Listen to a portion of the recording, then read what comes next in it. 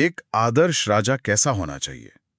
मतलब क्या उसे दयालु होना चाहिए, न्यायप्रिय, या शायद हमेशा सच बोलने वाला? उम्म, अगर हम आदर्शवाद की बात करें करें। तो शायद हाँ। बिल्कुल। लेकिन आज हम जिस प्राचीन भारतीय ग्रंथ की गहराई में जा रहे हैं, जो करीब 2000 साल पहले लिखा गया था, उसके अनुसार एक सफल राजा वो है जो अपने ही मंत्रियों को फंसाने के लिए हनी ट्रैप बिछाए। और गबन रोकने के लिए अपने अधिकारियों की हर सांस पर नजर रखे। सही कहा। और युद्ध के मैदान में दुश्मनों को डराने के लिए जादुई धुएं और मतलब मनोवैज्ञानिक छल का इस्तेमाल करे। तो ये कोई आदर्शवादी दर्शन नहीं है। बिल्कुल नहीं। आज की हमारी चर्चा का मुख्य विषय है सत्ता हथियाने, उसे बचाए रखने और एक साम्राज्य को किसी भी कीमत पर चलाने का एक बेहद क्रूर लेकिन अचूक व्यवहारिक मैनुअल। तो चलिए इसे समझते हैं। हाँ, और जब हम आर श्याम शास्त्री द्वारा अनुवादित कौटिल्य का अर्थशास्त्र पढ़ते हैं, जो हमारा आज का मुख्य स्रोत है, तो हमें राजनीति की यही जमीनी हकीकत दिखाई देती है। देखिए, ये केवल एक किताब नहीं है।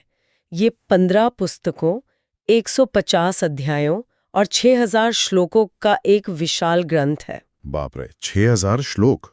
हाँ, और अक्सर लोग अर्थ का मतलब सिर्फ पैसे या इकोनॉमी से जोड़ लेते हैं, लेकिन कौटिल्य ने इसकी बहुत व्यापक परिभाषा दी है। वो कैसे? उनके अनुसार अर्थ का मतलब है मनुष्य का निर्वाह और वो भूमि जहाँ इंसान बसते हैं। इसलिए अर्थशास्त्र मुख्य रूप से उस भूमि को प्राप्त करना और उसकी रक्षा करने का विज्ञान है। अच्छा, ये बहुत ही दिलचस्प है कि भूमि और संसाधन इसके केंद्र में है। तो मैं ये सोच रहा था कि अगर कोई राजा एक नया राज्य स्थापित करना चाहता है, तो इस पूरी व्यवस्था की नींव कहाँ से शुरू होती है? तो कौटिल्य राज्य की नींव को 4 मुख्य विज्ञानों पर टिकावा मानते हैं। पहला है अन्वीक्षिकी। अन्वीक्षिकी मतलब मूल रूप से दर्शन और तार्किक सोच, लॉजिक। दूसरा है त्रय, यानी वेदों का ज्ञान, जो समाज को सही और गलत का बोध कराता है, राइट? बिल्कुल। तीसरा वार्ता है, जिसका मतलब है अर्थव्यवस्था, जैसे कृषि, व्यापार, जहां से राज्य को असल में रेवेन्यू मिलता है। पैसे के बिना तो राज्य नहीं चलेगा। सही कहा। और चौथा, जो पूरी व्यवस्था की रीढ़ है, वो है दंड नीति, यानी शासन, प्रशासन और दंड देने का विज्ञान। रुको एक सेकंड। अगर मैं इसे आज के तकनीकी संदर्भ में समझने की कोशिश करूं, तो क्या हम कह सकते हैं कि दंड नीति एक कंप्यूटर के ऑपरेटिंग सिस्टम की तरह है? Operating system? हाँ, अगर ऑपरेटिंग सिस्टम सुरक्षित और स्टेबल नहीं होगा, तो क्या दर्शन, धर्म या अर्थव्यवस्था वाले बाकी सारे ऐप क्रैश नहीं हो जाएंगे? वाओ, ये तुलना बहुत सटीक बैठती है। कौटिल्य का स्पष्ट रूप से मानना था कि अगर दंड नीति कमजोर पड़ गई या राज्य का दंड देने का अधिकार खत्म हो गया, तो समाज में मत्स्य न्याय छा जाएगा। मत्स्य न्याय यानी मछलियों वाला न्याय? हाँ, बिल्कुल। पानी में क्या होता है? बड़ी मछली छोटी को खा जाती है। एग्जैक्टली। अगर एक मजबूत शासन और दंड का डर न हो, तो समाज का ताकतवर और अमीर वर्ग कमजोर वर्ग को पूरी तरह निगल जाएगा। तो दंड नीति वो ऑपरेटिंग सिस्टम है जो सुनिश्चित करता है कि ताकतवर लोग कमजोरों का शोषण न कर सकें। हाँ, और बाकी तीनों विज्ञान सुचारू रूप से काम करते रहें। लेकिन इस पूरी व्यवस्था को जो चला रहा है, यानी राजा, उसके लिए कौटिल्य ने सबसे कड़े नियम बनाए हैं। हाँ, मैंने पढ़ा है कि कौटिल्य के राजा की दिनचर्या इतनी भयानक है कि कोई भी सामान्य इंसान कुछ ही दिनों में टूट जाए। बिल्कुल। आराम करने का तो कोई स्कोप ही नहीं है। राजा का पूरा दिन और रात 8-8 हिस्सों में बटा होता है, एक मशीन की तरह। हाँ, दिन के पहले हिस्से में वो राज्य की सुरक्षा और आय व्यय तय करता है, फिर नागरिकों की फरियाद सुनता है, स्नान करता है, गुप्तचरों से मिलता है, सेना का निरीक्षण करता है। और रात में भी वो चैन से नहीं सो सकता, उसे गुप्तचरों से खुफिया रिपोर्ट लेनी होती है। बाप रे! और ये सब करते हुए उसे खुद पे भी एक्सट्रीम कंट्रोल रखना होता है ना? हाँ, राजा को अपने 6 आंतरिक शत्रुओं पर विजय प्राप्त करनी होती है, जैसे काम, क्रोध, लोभ, अहंकार, ये सब। कोई पर्सनल लाइफ या कमजोरी की गुंजाइश ही नहीं है। बिल्कुल नहीं। कौटिल्य चेतावनी देते हैं कि अगर राजा लालची हो गया, तो वो अपनी ही जनता पर भारी टैक्स लगा देगा, जिससे विद्रोह होगा। और अगर वो क्रोधी है तो गलत फैसले लेगा। सही कहा। यानी राजा की जरा सी पर्सनल कमजोरी पूरे राज्य को ले डूबेगी। लेकिन देखिए, अगर राजा को खुद पर इतना सख्त नियंत्रण रखना है और ये देखना है कि कोई बड़ी मछली छोटी मछली को ना खाए, तो जाहिर है वो सिर्फ लोगों की भलाई पर भरोसा करके नहीं बैठ सकता। बिल्कुल नहीं। उसे अपने पूरे प्रशासन पर बहुत ही बारीक नजर रखनी होगी। और शायद यहीं से इस ग्रंथ का वो डार्क और रहस्यमयी हिस्सा शुरू होता है। मेरा मतलब है राज्य का खुफिया तंत्र। हाँ, जासूसी तंत्र अर्थशास्त्र का सबसे आकर्षक और कह सकते हैं सबसे जटिल हिस्सा है। राज्य का जासूसी नेटवर्क इतना विशाल है कि इसे राजा की आंख और कान कहा गया है। वाह। और ये जासूस किसी एक खास वर्दी में नहीं घूमते। तो फिर कैसे, मतलब किस तरह के भेष में होते थे वो? कौटिल्य ने जासूसों के अलग अलग भेष और उनकी भूमिकाओं का पूरा एक कैटलॉग तैयार किया था। कुछ जासूस कपाटिक होते हैं जो छात्रों के भेष में घूमते हैं। अच्छा, स्टूडेंट्स बनकर। हाँ, कुछ उदास्थित होते हैं जो सन्यासी या तपस्वी बन जाते हैं। रुको, सन्यासी? हाँ, अब जरा सोचिए, एक सन्यासी जिस पर पूरा गांव श्रद्धा रखता है, वो असल में राजा का जासूस है। वाह। वो भविष्यवाणी करता है जो सच साबित हो जाती है, क्योंकि असल में दूसरे जासूस उसे खुफिया जानकारी लाकर दे रहे होते हैं। ये तो बहुत ही स्मार्ट है। इसके अलावा रसोइये, नाई, नौकर और यहाँ तक कि जहर देने वाले भी होते हैं। और इसमें महिलाओं की भी बड़ी भूमिका थी, राइट? हाँ। मैंने परिव्राजिका के बारे में कुछ पढ़ा था। हाँ, परिव्राजिका यानी गरीब लेकिन चतुर विधवा ब्राह्मण महिलाएं। चूंकि वे ब्राह्मण और तपस्विनी होती थीं, इसलिए उन्हें आसानी से मंत्रियों के घरों में प्रवेश मिल जाता था। और रानियों के कक्ष में भी। बिल्कुल, वे वहां की हर गुप्त बातचीत सीधा राजा तक पहुंचाती थीं। देखिए, बाहरी दुश्मनों पर नजर रखना तो समझ आता है, लेकिन कौटिल्य का राजा तो अपने ही मंत्रियों की जासूसी कर रहा है। मैंने उपधा या प्रलोभन परीक्षणों के बारे में पढ़ा। हाँ, उपधा। ये तो ऐसा है जैसे आप खुद जाल बिछाकर अपने अधिकारियों को उकसा रहे हैं कि वे गलती करें। यही तो राजनीति की चरम व्यवहारिकता है। कौटिल्य किसी भी मंत्री की वफादारी को मानकर नहीं चलते।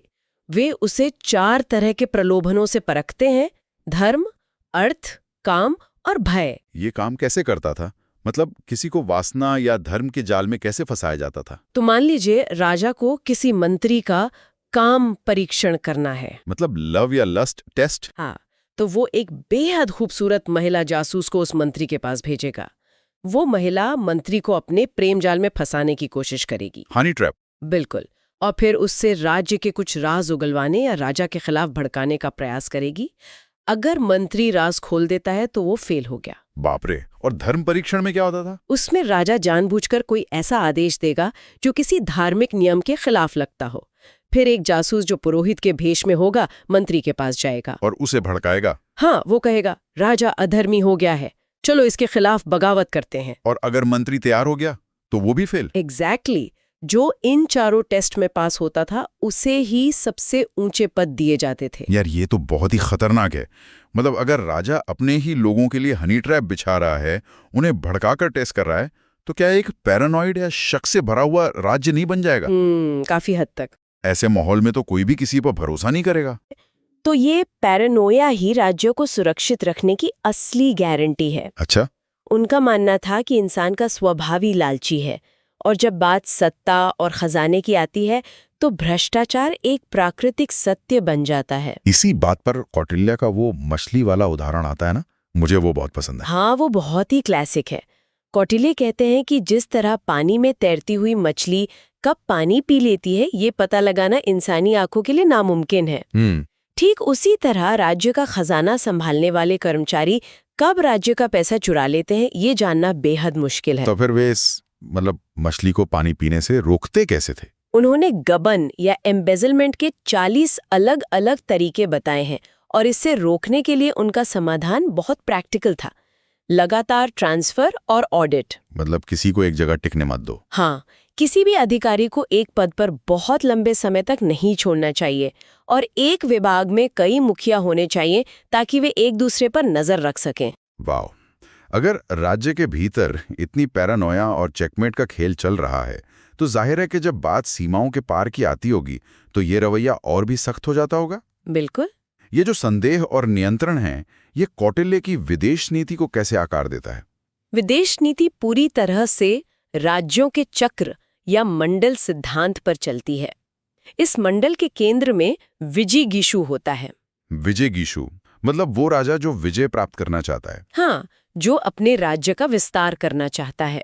रुको, जब मैंने इस मंडल सिद्धांत के बारे में पढ़ा तो मुझे लगा कि ये तो एक 3D चेस की तरह है, हाँ, काफी हद तक। जहां सीधा सा नियम यह है कि जो आपका पड़ोसी है वो आपका स्वाभाविक दुश्मन है, लेकिन उस पड़ोसी का पड़ोसी आपका सबसे अच्छा दोस्त बन जाता है। क्या ये इतना ही गणितीय है? ये बिल्कुल 3D चेस की तरह काम करता है।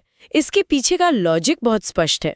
क्या लॉजिक है? जो राज्य आपकी सीमा से जुड़ा है, यानी पड़ोसी, उसके साथ कभी न कभी जमीन, पानी या संसाधनों को लेकर सीमा विवाद होना तय है। इसलिए वो प्राकृतिक शत्रु है। Make sense. लेकिन आपके शत्रु के पीछे जो राज्य है, उसकी सीमा आपके शत्रु से टकराती है, इसलिए वो आपके शत्रु का शत्रु हुआ। और दुश्मन का दुश्मन दोस्त होता है। बिल्कुल। इस तर्क से वो प्राकृतिक रूप से आपका मित्र बन जाता है। इस पूरे चक्र में 12 प्रकार के राज्य होते हैं। तो इस शतरंज के खेल में मोहरों को कैसे चलाया जाता है?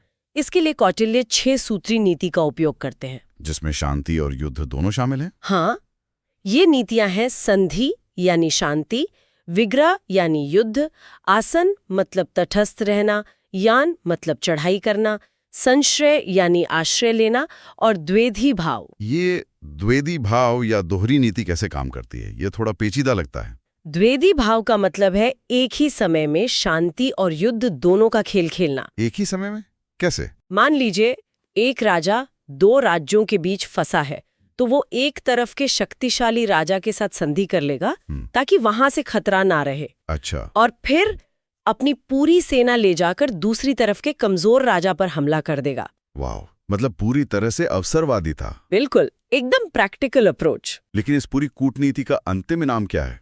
मतलब राजा ये सब सिर्फ अपना रुतबा बढ़ाने के लिए कर रहा है या कोई ठोस कारण है? इसका अंतिम उद्देश्य बहुत भौतिक है मित्र, स्वर्ण या भूमि प्राप्त करना। और इनमें सबसे जरूरी क्या है? कौटिल्य भूमि को सबसे ऊपर रखते हैं। लॉजिक सीधा है, अगर आपके पास अच्छी उपजाऊ भूमि है तो आप उससे धन कमा सकते हैं। और धन होगा तो बड़ी सेना बन सकती है। हाँ, और नए मित्र भी खरीदे जा सकते हैं। लेकिन एक बात जो मुझे हैरान करती है, इतने सारे बाहरी दुश्मनों और इस मंडल के खेल के बावजूद कौटिल्य ऐसा क्यों कहते हैं कि राजा को सबसे ज्यादा डर बाहरी हमले से नहीं बल्कि अपने ही लोगों से होना चाहिए? क्योंकि कौटिल्य की ये चेतावनी बहुत गहरी है। वे कहते हैं कि बाहरी दुश्मन तो एक शरीर पर लगे बाहरी घाव की तरह है, जिसका इलाज हो सकता है। हाँ, उसे सेना या कूटनीति से रोका जा सकता है, लेकिन आंतरिक विद्रोह जैसे कि राजकुमार का बागी होना या मंत्रियों का पलट जाना, वो ज्यादा खतरनाक है। वो शरीर के भीतर पल रही एक घातक बीमारी की तरह है। आंतरिक विद्रोह बिना कोई आवाज किए पूरी व्यवस्था को अंदर से खोखला कर देता है और फिर राज्य ताश के पत्तों की तरह ढह जाता है। बिल्कुल। यह स्पष्ट करता है कि राज्य के आंतरिक कानूनों और न्याय प्रणाली में इतना सख्त प्रैग्मेटिज्म क्यों है। मतलब जिस तरह की तार्किक और ठंडी सोच विदेश नीति में है, वही न्याय व्यवस्था में भी नजर आती है। एकदम सही। न्याय प्रशासन के लिए कौटिल्य ने 3 धर्मस्त्र यानी पवित्र कानून के विशेषज्ञ और 3 मंत्रियों की अदालतें सुझाई हैं। वे कानून के 4 स्रोत बताते हैं: धर्म, व्यवहार, चरित्र और राजशासन। यहां मैं एक बात पर जोर देना चाहूंगा। जब मैंने इसे पढ़ा तो मुझे अपनी आंखों पर यकीन नहीं हुआ। किस बात पर? अर्थशास्त्र कहता है कि यदि कभी शास्त्र यानी पवित्र कानून और धर्म न्याय यानी तर्कसंगत कानून के बीच टकराव हो जाए तो पवित्र ग्रंथों को किनारे रखकर तर्कसंगत कानून को ही अंतिम माना जाएगा। हाँ, रैशनल लॉ को ऊपर रखा गया है। मतलब 2000 साल पहले एक प्राचीन भारतीय ग्रंथ ये कह रहा है कि मानव तर्क और राजा का आदेश धार्मिक परंपराओं से ऊपर है। क्या यह कौटिल्य को अपने समय का एक सेक्युलर प्रैग्मेटिस्ट नहीं बनाता?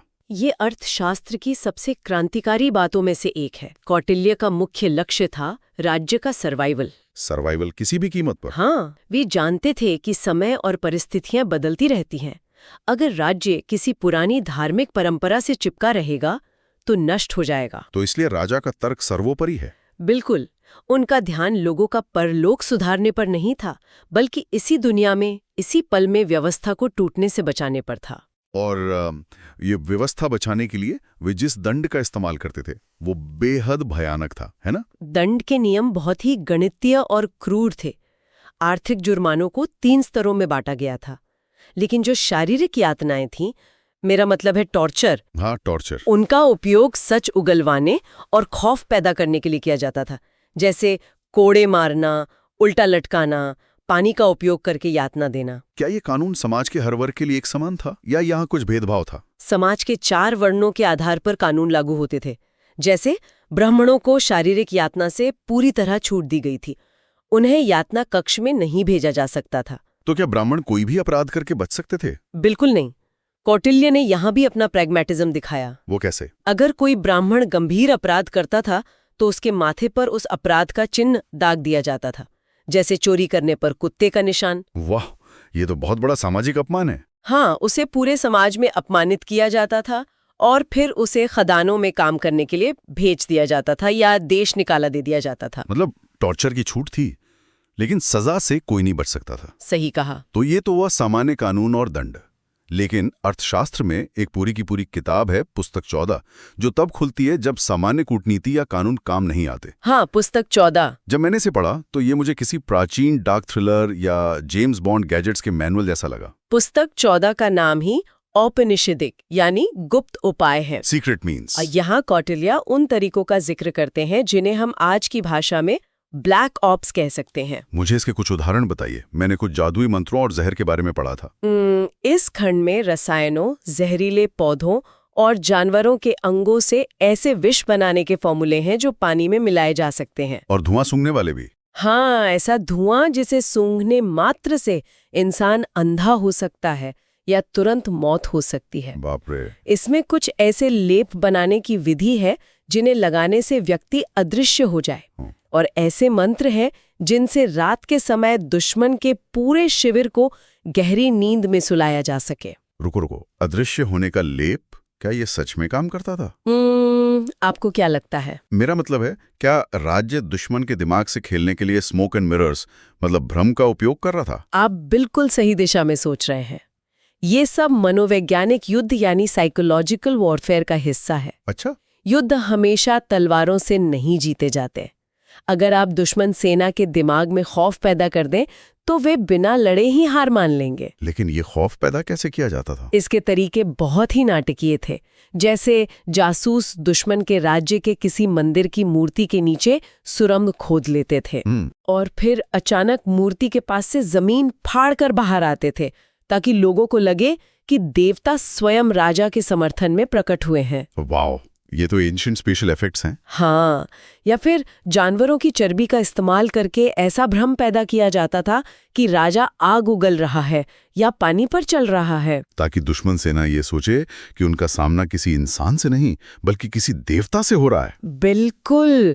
जब दुश्मन सेना को लगता है कि विरोधी राजा के पास दैवीय शक्तियां हैं तो उनका मनोबल पूरी तरह टूट जाता है और बिना खून खराबे के जंग जीती जा सकती है। हालांकि कौटिल्य स्पष्ट करते हैं कि इन चरम उपायों का इस्तेमाल केवल दुष्टों के खिलाफ और बहुत बड़े संकट में ही किया जाना चाहिए। जादुई धुएं, हनी ट्रैप्स, मनोवैज्ञानिक युद्ध और तर्कसंगत न्याय का ये जो मतलब अविश्वसनीय मिश्रण है ना, ये वास्तव में अर्थशास्त्र के पूरे विजन को स्पष्ट कर देता है। हाँ, बिल्कुल। तो अगर हम इस 6000 श्लोकों के ग्रंथ को एक कदम पीछे हटकर देखें तो इसका अंतिम सार क्या निकलता है? इसका सार ये है कि अर्थशास्त्र राज्य को एक निर्जीव संस्था नहीं बल्कि एक जीवित प्राणी के रूप में देखता है। एक जीव की तरह। हाँ, इस प्राणी के कई अंग हैं, राजा, मंत्री, खजाना, सेना और मित्र।